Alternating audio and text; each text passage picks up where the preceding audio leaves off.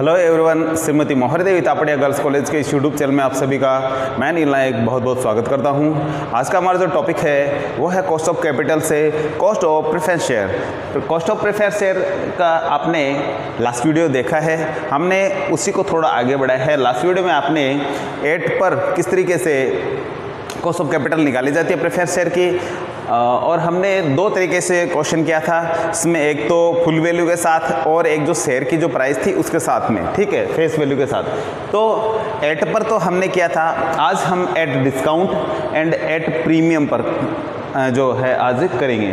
तो इसमें किस पे क्या इफेक्ट पड़ेगा तो उसके बारे में थोड़ा डिस्कस कर लेते हैं। यदि हम एट पर करते हैं, यदि 8 पर हो तो एनपी में थोड़ा सा फर्क पड़ेगा। और किस प्रकार का फर्क पड़ेगा? केवल निर्गमन लागत है जो फेस वैल्यू से घटाई जाती है।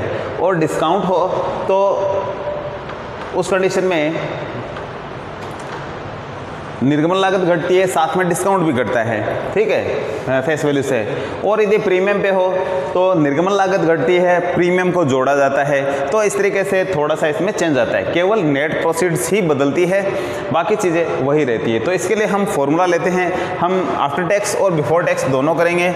ऑलरेडी हमने बात करी थी कि इसका जो फॉर्मूला है उससे आफ्टर टैक्स ही आता है, क्योंकि टैक्स जो डिविडेंड होता है इसकी जो इनकम है उसको टैक्सेबल नहीं मानते हैं, इसलिए आफ्टर टैक्स आता है सीधा। तो सबसे पहले हम इसका फॉर्मूला लिख देते हैं, केपी का कॉस्ट ऑफ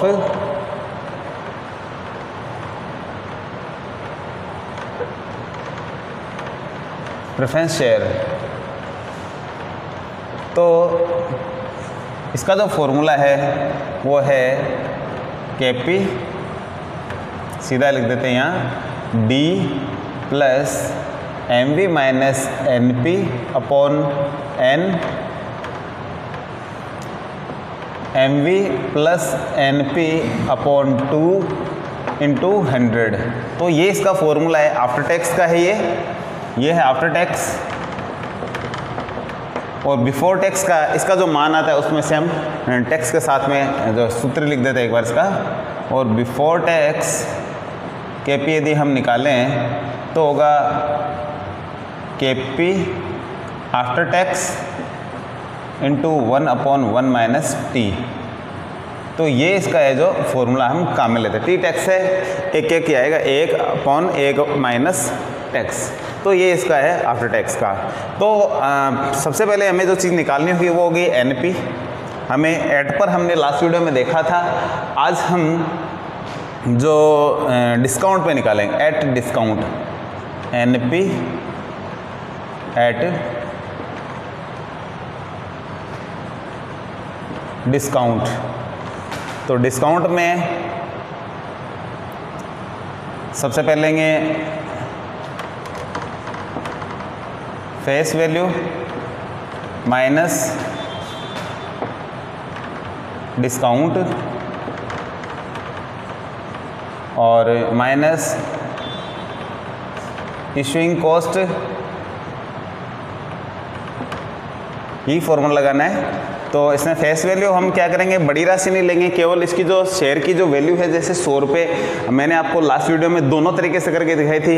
एक तो 100 रुपये से, एक 100 रुपये को 1000 शेयर से गुणा करते 1 लाख से, तो 1 लाख से नहीं करके हम शॉर्ट करेंगे, इसको 100 रुपये से कर देते हैं। तो यहाँ मैं लिखता हूँ फेस वैल्यू 100, डिस्काउंट है इसका 5%, माइनस इशूइंग कॉस्ट है जो इसकी निकाल लेते हैं 2% है, 1%, 3%, और छपाई है जो 1000 रुपये। 1000 हमने वैल्यू निकाली थी, 1000 को हम 100 रुपये से गुणा करेंगे। 1000 शेयर है, 100 रुपये से गुणा करते हैं तो इसकी जो टोटल वैल्यू आती है वो होती है 1 लाख आ जाती है, ठीक है। 1 लाख का 1000 1% होता है। तो इस तरीके से जो प्रिंटिंग का जो इसका खर्चा है वो 1% ही है। तो मैं यहाँ 1% लिख देता हूँ। तो इस तरीके से कहने का मतलब है ये 1% है। तो इस तरीके से जो निर्गमन लागत है, इशूइंग कॉस्ट है, 2, 1, 1 यूँ करके 4% हो गए टोटल। तो ये 4 लिख लेंगे यहाँ। तो इस तरीके से 100 में से ये जाएंगे तो ये आ जाएगा 91, ठीक है। तो नेट प्रोसीड्स जब एट डिस्काउंट की कंडीशन हो तो इतनी होगी। दूसरी बात कर लेते हैं एट प्रीमियम।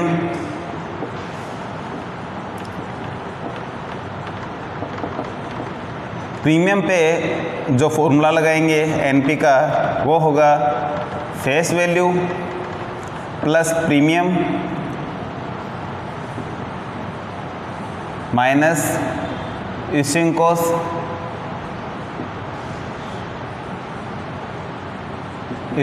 भी कह सकते हैं, इशू कॉस्ट भी कह सकते हैं, एक ही बात है। तो फेस वैल्यू 100 रुपया प्लस प्रीमियम है इसका 10% यानी 10 रुपये हो जाएगा इसका, तो ये 10 माइनस इश्यूइंग कॉस्ट 4 थी, तो इस तरीके से 110 में से 4 घटाते हैं तो आता है 106। तो ये हो गई इसकी वैल्यू एनपी की। तो इस तरीके से हमने एनपी निकाल लिया, एनपी में ही चेंज होता है। बाकी अब फॉर्मूलों के द्वारा हम करेंगे, क्वेश्चन है जो। तो सबसे पहले हम इसको नंबर 1 क्वेश्चन के आधार पे कर देते हैं। नंबर 1 के टॉपिक है हमारा डिस्काउंट पे करते हैं। सबसे पहले इसको करते हैं यहाँ डिस्काउंट पे। हमने यहाँ ये फॉर्मूला लिख रखा है, तो डिस्काउंट पे यदि हम करें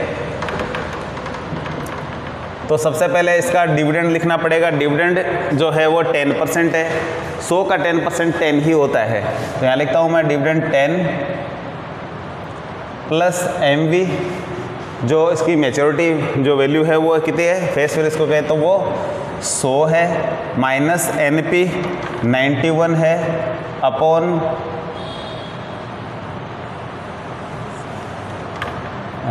इसका N नंबर ऑफ ईयर है वो है 10 वर्ष है,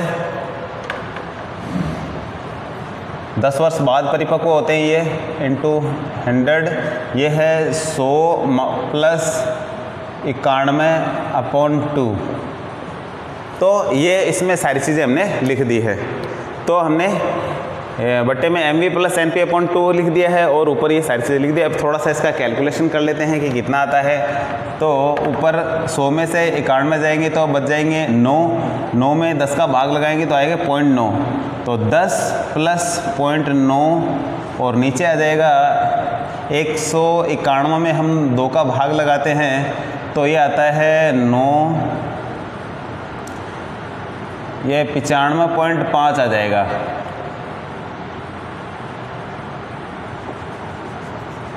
95.5 इंटू 100।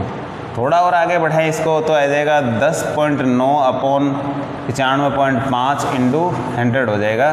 तो इसकी जो वैल्यू है वो हम कैलकुलेटर से करके देखते हैं कि कितना आता है। तो ये है 11.414। तो इस तरीके से ये जो वैल्यू आई है वो है आफ्टर टैक्स। अब हम बात कर लेते हैं before tax. KP before tax. तो बिफोर टैक्स में हमें लेना है KP आफ्टर टैक्स, यानी ये लेना है। सबसे पहले तो ये है 11.414 और इंटू 1/1 माइनस T। टैक्स हमारा है वो 30% दे रखा है, हमने लिख रखा है यहाँ टैक्स रेट 30% है। तो ये 1 का 30% 0.3 होता है। तो इस तरीके से ऊपर की संख्या ऊपर से गुणा हो जाएगी, तो ये आ जाएगा 11.414 ऊपर और नीचे आ जाएगा 1 में से घटाएगा 0.7 का हम भाग लगा के देखते हैं। तो इसकी जो वैल्यू आएगी वो हम कैलकुलेटर से चेक कर लेते हैं कि कितनी आती है। तो ये आती है 16.31। तो इस तरीके से इधर डिस्काउंट पे हम इनको जारी करते हैं, तो इस तरीके से इसकी कॉस्ट ऑफ कैपिटल आ जाती है। अब हम बात कर लेते हैं एट प्रीमियम। प्रीमियम पे यदि इनको जारी किया जाता है तो क्या कंडीशन रहती है। तो प्रीमियम में चीज़ें बस ये वही रहेगी, बाकी बस ये नेट प्रोसीड्स है ये बदल जाएगी। यहाँ ये आ जाएगी 106। यहाँ कर देते हैं हम बाकी क्वेश्चन को, प्रीमियम को एट प्रीमियम।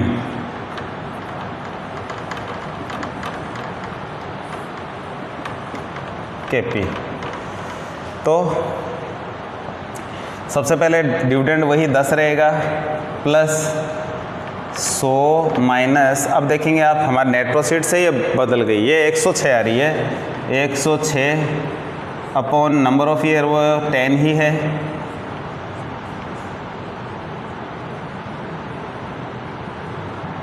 फिर नीचे इंटू में इधर 100 और इधर आएगा 100 प्लस 106 अपॉन 2। थोड़ा इसको आगे और बढ़ाएं तो 100 में से 106 माइनस के 6 बच जाएंगे, तो माइनस के 6 में हम भाग लगाएंगे 10 का, तो माइनस का 0.6 आ जाएगा, तो ऊपर बचेगा 10 माइनस का, क्योंकि गुणा ये माइनस का होगा तो गुणा में ये प्लस माइनस माइनस ही हो जाएगा, तो माइनस 0.6 लिखेंगे इसको। 100 में से ये घटेंगे नहीं, इसमें से ज़्यादा माइनस का है तो 106 में से ये घटाएंगे प्लस के, ये प्लस के माइनस के, तो ये आ जाएगा 6 माइनस का और 10 का भाग लगाएंगे तो 0.6 माइनस का आ जाएगा। तो ये 0.6 माइनस का सीधा लिख दिया मैंने। और नीचे यहाँ जो संख्या आएगी 100 और ये हो गए 206, ये आ जाएगा 103 आ जाएगा इसका इंटू 100। और थोड़ा इसको और आगे हल करें तो ये आ जाएगा 100 में से गए तो 9.4 आ जाएगा, ये आ जाएगा नीचे 103 इंटू 100। इसका कैलकुलेटर से करके देखते हैं कि मान कितना आता है। तो इसका मान आता है बराबर 9.126%। तो इस तरीके से जो हमारा केपी है वो प्रीमियम पे जारी करें तो इस तरीके से ये इसकी कॉस्ट आती है, ठीक है। और अब बात कर लेते हैं before tax KP before tax. तो बिफोर टैक्स में KP after tax into 1 minus 1/1 minus T, ये इसके लिए फॉर्मूला हम लगाएंगे। तो यहाँ इसको कर देते हैं। केपी था हमारा 9.126 इंटू 1/1 माइनस टी का ये 0.3 आ जाएगा। और थोड़ा और आगे बढ़ाएं इसको तो 9.126 ये ऊपर 1 से गुणा हो तो ये आ जाएगा, 1 में से 0.3 घटाएंगे तो 0.7 आ जाएगा। इसकी वैल्यू हम निकाल के देखते हैं कैलकुलेटर से कि कितनी आती है। तो ये आती है 13.04। तो इस तरीके से इसकी जो वैल्यू आ जाती है। तो इस प्रकार से डिस्काउंट पे और प्रीमियम पे यदि जारी किया जाए प्रेफरेंस शेयर और तो उसकी लागत है इस तरीके से हम निकाल सकते हैं। तो आपने आज डिस्काउंट और प्रीमियम पे जो कॉस्ट ऑफ कैपिटल देखी प्रेफरेंस शेयर की किस तरीके से हमने निकाली है, तो मेरे ख्याल से समझ में आया होगा आप लोगों के। तो आज के वीडियो में इतना ही। अपने वीडियो को लाइक कीजिए, अपने वीडियो को शेयर कीजिए और चैनल को सब्सक्राइब करना नहीं भूलें। Thank you.